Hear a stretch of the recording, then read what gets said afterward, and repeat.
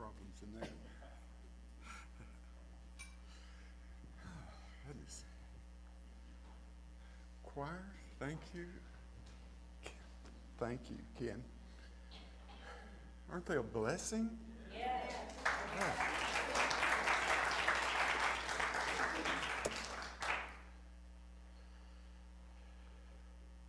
Did anybody notice the title of today's message?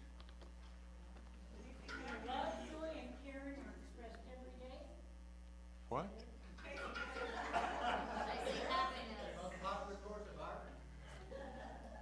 Oh man, it's wonderful to have a house full of comedians. You know, it's my favorite people. That happiness. It seems sort of funny, really, in a way, when I'm thinking about it. I said, why are you, later, after I've already done all the work, I said, why are you telling these people about happy? This is the happiest group I've ever been around. Well, anyway. I wanted to tell you about a priest that was an Irish priest that was driving from Boston to New York, and a policeman going behind him noticed he was wobbling a little bit, and so he pulled him over, and he said, "Sir, are you drinking?" He said, "I am," but he said, "It's only water." And the policeman said, "I smell alcohol, and your breath smells like alcohol." And the priest picked up the bottle and looked at it and said, "Lord Jesus, you've done it again."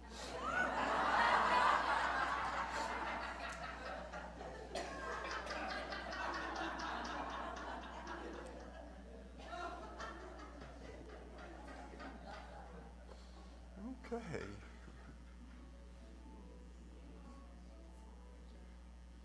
That's all right. If it's God, tell him I'm getting to that. Tell her I'm getting to that. I meant to say. There's a scripture. It's John 15, 11 through 13. It says, just the words of Jesus, "I have told you this so that my joy may be in you and that your joy may be complete." Now, he's talking about the teachings, his teachings. And he said, here's where it's going to lead you. You're going to be, with this information, you're going to be full of joy. Now, you don't always think about that, but when you read the Sermon on the Mount, when you read through the New Testament and the words of Jesus, they're leading you in a way that leads to joy, real joy. Okay, think about that. Now, one of the reasons that I picked the subject that I did is that year after year, I run across quite a number of people who feel like that this is the saddest season of all. And it's for different reasons, all these different reasons. But I can relate to that because I went through a period to where I really felt the same way. Christmas coming just was a memory of all of the things that when family was there that we celebrated. And so when you think about my life in the 80s, every member of my family, except for one, and then that was just right after that, passed away. A brother-in-law, a sister-in-law, a brother, a sister, my mother, my daddy, all of them gone. And I remember the Christmases, we did things a little differently than, we were bridge players, and it seems like we could sit at a bridge table for maybe 11 or 12 hours, and somebody would bring a little food, but that was joy to us. And then just getting together was the main thing. And then thinking about all that and thinking about children growing up and all the good Christmases, and then all of that suddenly gone and a divorce right in the middle of it. Well, you can understand. It was a period that, I hate to say this, but drinking, for example, like tomorrow's Pearl Harbor Day, I used to celebrate by getting bombed. It's a true story. But in a national survey, the question was asked, what do you want most out of life? And you'd be surprised how that in all of the lists of people, things that people listed, that the one that kept appearing the most said, I just want to be happy. Just want to be happy. And when we think about that, the question is, just how are we chasing happiness? I think that happiness evolves to different things. I know that what I used to think of as happy way back in my 20s, and now I think of what's happy. I remember, as most of you know, I've had this knee replacement, so I'm going to rehab. So the couple of ladies sort of were escorting me out, and one of them said to me, are you going to have a big weekend or a big evening? I believe that's what she said. It was Friday. And I said, it's going to be a blowout. And they reacted and said, what are you going to do? And I said, well, my wife and I are babysitting with our grandchildren, and I said, I'm going to get to watch Pat and a 3.5-year-old boy make a pizza together.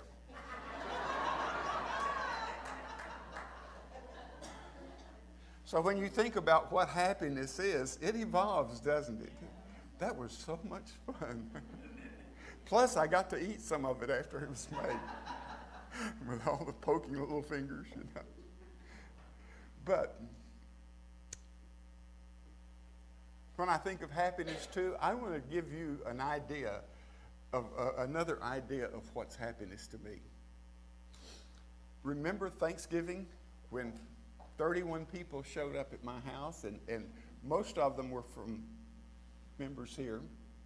I think my son was there. It might have been an exception. I can't remember. But, oh, that's right. We had 8 people from Columbia. Oh, that was wonderful, too. Woo!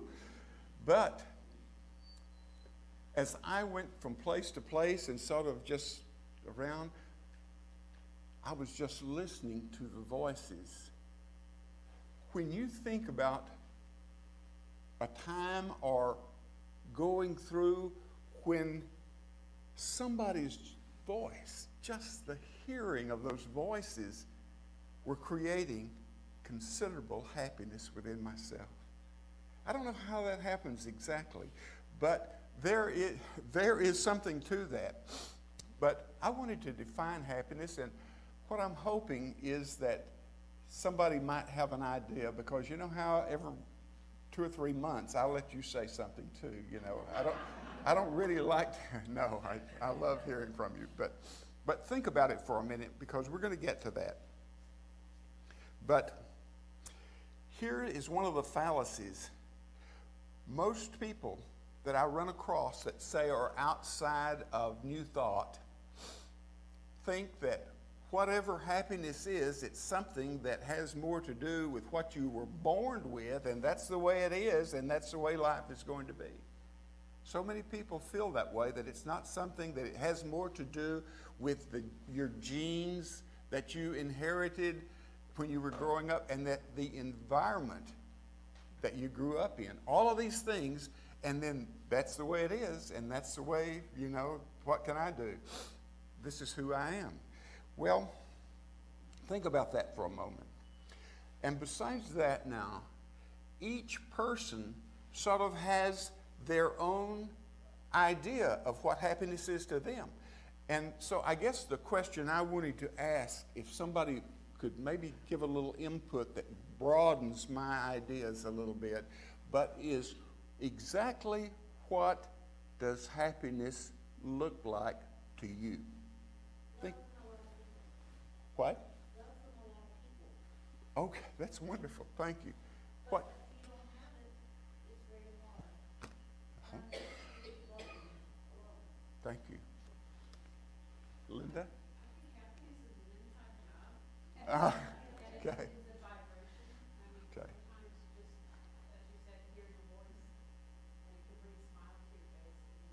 Uh-huh. Perfect. Steve?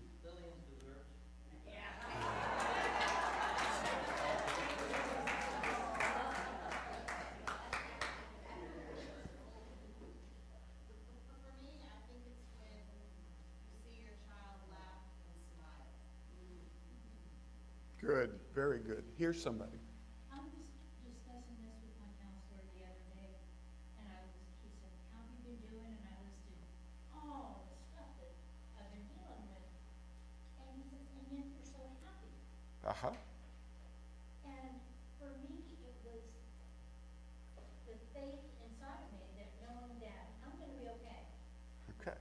And even when I was really sick, ultimately, I knew I was gonna be okay. Mm-hmm. And so I think it's an inside job, like she said. Uh-huh. I agree. Wonderful, wonderful comment. Thank you. Sort of broadens everything out a little bit. Let me give you one now. This is from ancient Greek philosophy. The ancient Greeks thought it is joy we feel striving for our potential. I have to think about that one a little bit, won't you? Striving for our potential.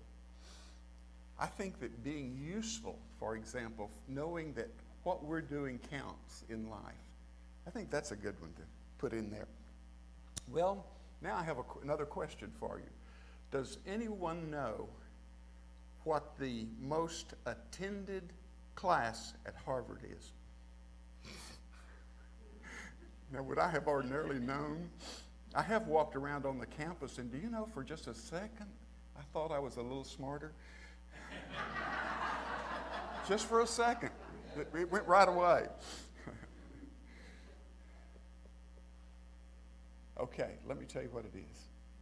The students, I've forgotten the technical name. I meant to write that down too, but I didn't. But the students call it the happy class.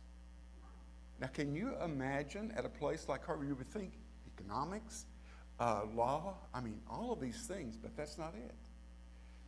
1 out of every 6 people that go to Harvard make it to that happiness class that they call it. Well, that sort of begins to tell me something. What kind of class is it? Huh? What? Okay, well, I'm going to tell you a little bit about it in a minute now. In a minute. I'm getting to that. Okay. Here's a few of the ideas that came, and it evolved out of scientific studies of what makes people happy. Can you believe that science are going into things like that? They're doing all sorts of tests, and have been for quite a long while, of what could be done, what can be done to make people happy, because so many people think that there's really nothing that can change the way they're going in life. Okay, now, the guy's name that I was listening to, he also teaches the class, but his name is Shawn Achor. And he was on TV, on Oprah, something or other. What is it called? Super Soul Sunday. And so he's telling about this class. She was fascinated with it. He's fascinated with the way that she has speakers in that lead with ideas leading to happiness, to something real. Okay, so this is part of what it is not, what happiness is not. And he was the good example. This Shawn was a very good example in that he grew up in a family of intellectuals. And there wasn't a lot of happy in that family. And he himself had an extremely high IQ, but he suffered from depression. And until he began to catch on to ideas that led him to other ideas. Finally, he began to teach this class, and there was so much demand that other people are teaching it. And then he began to lecture all around the world in 50 some odd countries. I can't remember all, exactly what all. But here's what here's what happiness is not. Success is not happiness. Did you know that so many people reach a point that they call success and still not happy? That they're disappointed. So what they do, they put it farther out there, another extension of it, and then they're trying to reach that. Let me tell you, it is not events. If that were so back in the day, I would have there were lots of good events, lots of bad events, a lot of things happened, but I don't think that any of those events or anything outside yourself can really create happiness, can it? Not any real happiness. Okay. Pleasure And it's wonderful that something is pleasing and creates pleasure within us. But that's not really a long-lasting thing itself, is it? In other words, that's just some byproduct, maybe, of happiness, whatever we could call it. But happiness is something that becomes a lifestyle. It actually just sort of filters in to your life. Sometimes we don't really realize what's happening, but I think a lot of it is having the right kind of thoughts. For example, about ourselves, right kind of thoughts about ourselves, kinder thoughts. Sometimes I think that it is wonderful when we begin to have a little softer view of ourselves. Because when we become our own critic inside of ourselves, this sort of takes away from the happiness that is natural, our natural state of being. Okay. Now, it is not success, events, pleasure, then happiness is a lifestyle. Now, the Sean Acar, let me get to him again, because he was lecturing, and one of his trips included 2 stops, one right after the other, and they were so contrasting. But the first stop was in Zimbabwe at a time when all of the farmers, maybe not all of them, but farmers had lost their land. But they were still happy and optimistic. They were cheerful. Let's put it this way. Cheerful and optimistic was how he described them when he was leaving. And he went from there to Switzerland, to a bank that had had some problems, and he did his lecture there at that bank. And here's what he discovered. The bankers, all of the loan officers or bankers within that Swiss bank had lost their their annual bonus, and they were shattered. That was the way he described them. That's his word, not mine. But I can see that, because I have some of the most upset people that I have run across weren't prosperous people. Were prosperous people, and some of the ones who had overcome difficulties the most weren't prosperous at all. So it's a contrasting thing. All right, here's what science suggests for people. You asked that question a while ago. This is some of the things that they said. Now, this is right at the beginning. This is so simple. We've got this down. Okay? But here's what they said. A smile. And a frequent smile. And here's what they said that it does. In studying this changes the chemistry of the brain. Well, a hello. Now, sometimes this backfires on us. I know I was in a subway in New York, and I had been in such a cheerful mood, and I began to say hello to everybody. It's real funny responses I got, mostly in looks. There wasn't anybody that responded or said anything, but it was sort of strange. That same day, that same trip, I got into Times Square, and the Broadway plays had just let out. There must have been 500,000 people there, and there was this policeman who was in charge. He had many others. They were scattered all around. This is like 1994. And he's a man of color and about 6'5", and I would say 320 pounds maybe. And he is just a bundle of nerves. He's talking over this radio to everybody around, And I don't know really why I did this. And my son said, "Dad, you're trying to get us killed." But I just walked up to him and grabbed him and gave him a hug. He took 2. I did say, when I hugged him, I said, "God bless you." And he took 2 steps back and said, "Well, God bless you too."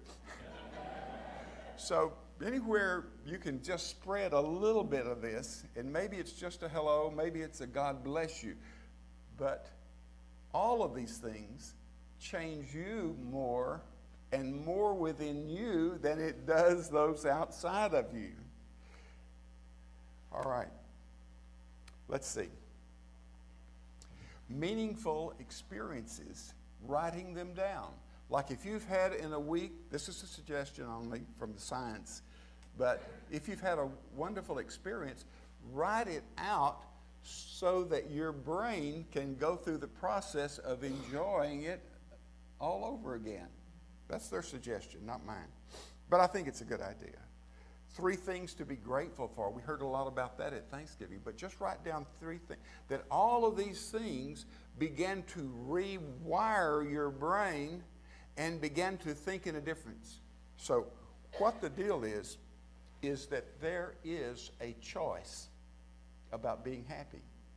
It's not just how you grew up. It's not just how your genes are or any other thing about circumstances outside of yourself.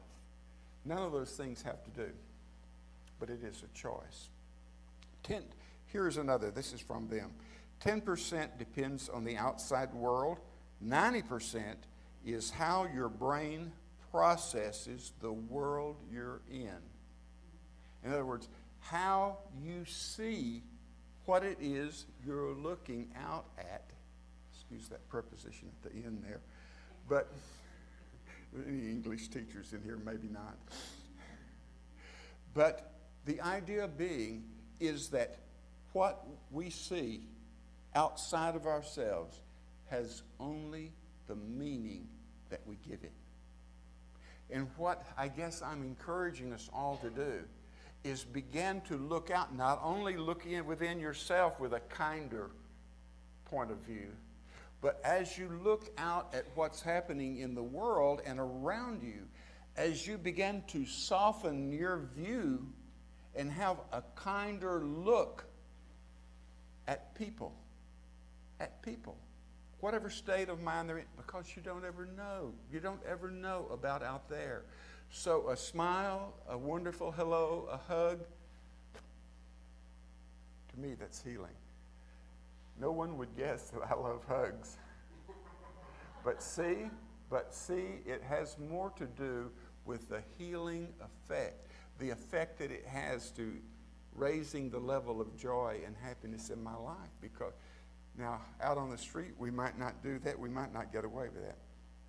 But I think, too, and here's one of the other things that they bring up that I already knew about, that you already know about, but they're saying that keep a social connection with some group, somewhere, to where you feel comfortable with other people and that you are interacting with other people. Isolating ourselves is not a cure for anything. But I can talk about that because I would have probably, without a church or without what I've discovered in New Thought, I probably would be a little more isolated in the way I live and the way I think. So I guess that's why that I am so grateful for, as I came along in Unity, all of the things that it gave me, all of the ideas that whatever the situation is, it's in you. It's the power within you that can change it. And the road to happiness is just part of your creative powers. You can work at whatever level you wish. And it always feels like to me when I come into this place that you're doing pretty good. Thank you.